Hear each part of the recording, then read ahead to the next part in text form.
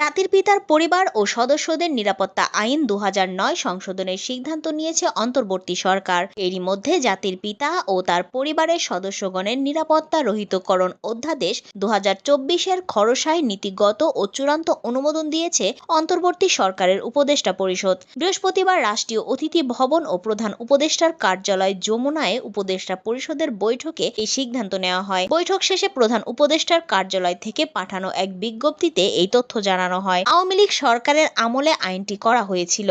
আইনটি সংশোধনের ফলে শেখ মুজিবুর রহমানের পরিবারের সদস্যদের নিরাপত্তা দানের সুবিধা বন্ধ হয়ে যাবে। আইনটি সংশোধন করার প্রসঙ্গে মন্ত্রিপরিষদ বিভাগ থেকে বলা হয়, বিগত সরকারের সিদ্ধান্ত অনুসারে জাতির পিতার পরিবারের সদস্যগণের নিরাপত্তা আইন ২০০৯ প্রণয়ন ও জারি করা হয়েছিল।